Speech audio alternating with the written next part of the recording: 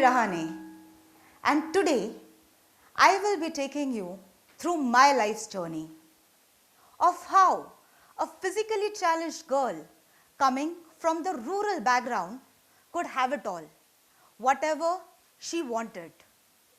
It is a story of love, light, and hope. I come from a small village named Bhagur, which is also the birthplace of Swatantra Veer Savarkar. Apart from this fact, there is no other very well informed fact about the place that I was born in. But let me tell you, it was a place filled with very friendly people, surrounded by lush green farms, so it was a heaven to grow up in. But it had its own downsides, which included me traveling every morning at 5:20 a.m. in a public transport to get quality education in the city. When I was born, when I was 15 days old, I had my first surgery. After that, I have had 15 plus surgeries. But the major one was when I was in class 4th. The procedure was known as Elizaro. And in this, the doctor had to pierce my leg through and through using thin iron rods, and there was a circular frame to give it a structure. Because who doesn't like constructive support in life, isn't it? But I did not fear the surgeries. I feared what came after that. And what came after that was me missing my schools, my extracurricular activities, my sports, everything that I loved so much. And this time, the doctor had taken it to another level. He told my parents that I cannot go to the school for 1 year. This news, it made me sad, but it made me angry. Angry at the fact that something that I had not chosen for myself is deciding my way of life. After the surgery, I tried standing up, I tried walking with the help of my friends, with the help of my family, and the pain was excruciating. But the process was entirely worth it, because just in the first 3 months of me trying and doing all of these things, my legs gained so much strength that I could actually go to school and save an entire year for myself. I would like to go back and thank that 9-year-old me for believing in myself, because my belief is what created my reality. I was a bright student. When I was in class 10th, we decided we would have no more surgeries for that year, because board examinations, obviously, we all know about that.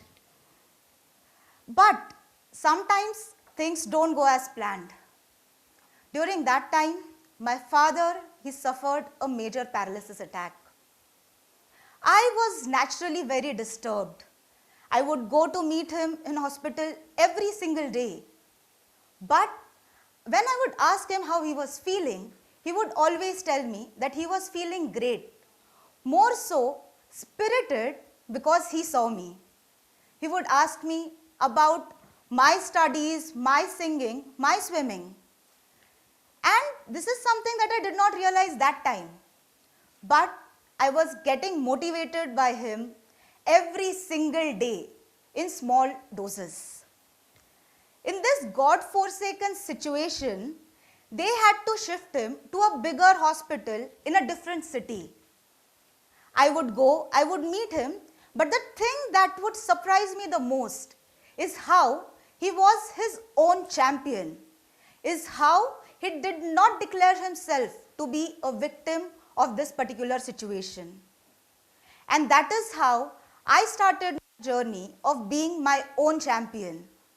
I started studying really hard just 3 months before the examination, and I not only came first in my school, but also first in the town, first in Nasik district in handicap category, and second in Maharashtra state.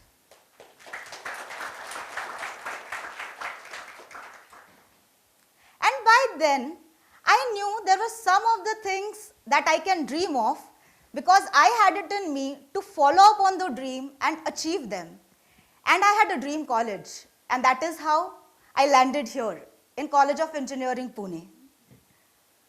You are a product of everything that you practice every single day. In this entire scenario, whatever you think, whatever you discuss, that is what you become. And this alma mater of mine gave me the most amazing mentors that I could have asked for. Mentors that not just guided me in my studies, but pushed me to go out of my comfort zone, to learn something new, and to try something out of the extraordinary.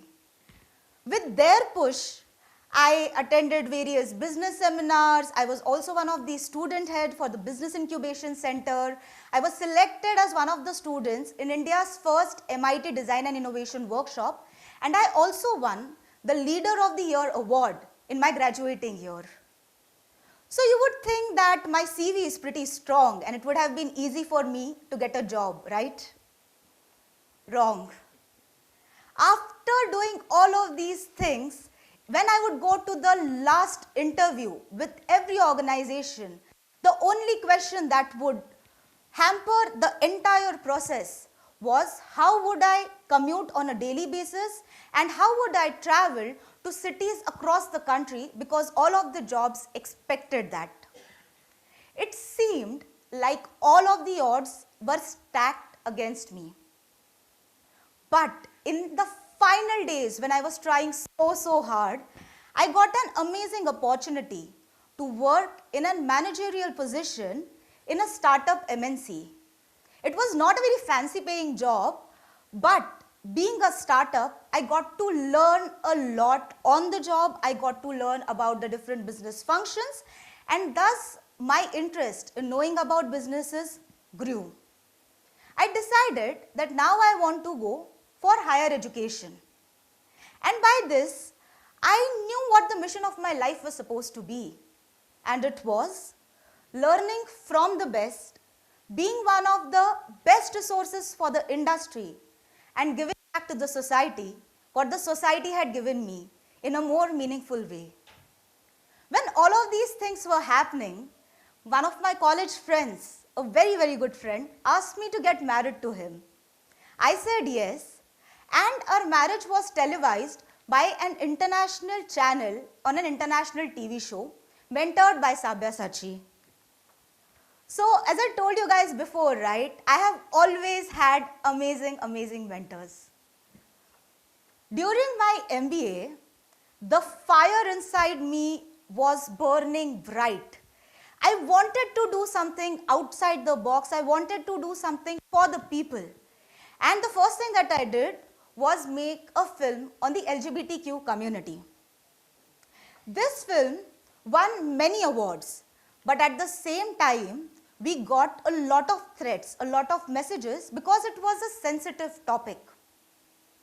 But I decided to stick to it. I decided to believe in myself more so because, as I said before, my belief has created my reality, and I am not scared even if it just scares the bejesus out of me. I am not scared to take that first step and do that thing. When all of these things were happening, I got a pre-placement offer from a consumer goods firm. I cried out with joy because that was my dream company. But when I went there, the first question that they also asked me is if I would prefer a field job or if I would prefer a desk job, because that is what they see my future in. But my answer to them was a stern no. I told them that field is where I want to start from, ground is where I want to start my work and then build it ground up. I don't know what it was at that time, if it was my stubbornness, if it was my confidence, but they did give me a field job. And to everybody's surprise, I won the Sales Manager of the Year award at least 4 months in the first 12 months of doing my job.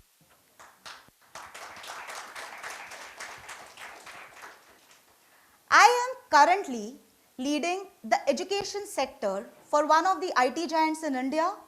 I am also an angel investor because I see that as motivating people who want to start something new, who want to be job creators rather than job seekers.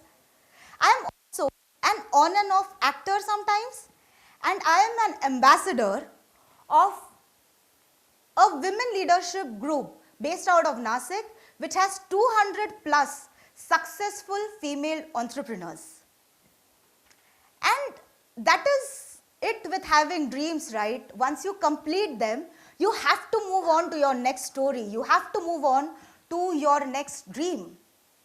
And this next dream of mine is to know more about the universe, not just around us, but the universe within us, to become a superhuman. Because this is your life. You deserve to know it and you deserve to enjoy it. But to live it in a very purposeful way, there are 4 things that I follow from my heart and which I would like to suggest to all of you today as well. The first thing is be your own cheerleader. Because if you are not your own cheerleader, if you don't believe in yourself, who else would believe in you? The second thing is have amazing mentors. Mentors who you can meet, mentors who you can talk to, mentors who you can learn from their life story, from their successes, from their mistakes, and how they have stuck around in all the situations to be at a place where they are right now. The third thing that I believe in is the collective unity of intelligence. Whoever I am today, whoever and whatever I am doing right now is all because of the love and support and ideas of the people around me, my friends, my family, and the society. And the fourth thing is having and expressing gratitude. Because having gratitude and not expressing it is like wrapping a gift and not giving it to anyone. There will be at least 100 reasons for you all to not follow your dreams, but only one reason for you to follow it. I tell you, just choose that one reason. It is never too late to start something new, to explore something new. You guys see this picture over here where I am smiling from year to year? Why is that? Because this was the first time that I tried go-karting, and this picture is just a couple of months old, right? This time when I went for go-karting, I did not have the shackles in my mind which told me maybe your height is not enough, maybe you will not be able to do it because your leg does not bend, or maybe it does not give a lot of pressure. And because I did not have all of these shackles, I enjoyed the activity so much that I did it for 2 hours. So what do you guys think? If I can have it all, can't you all have it all too? Thank you so much.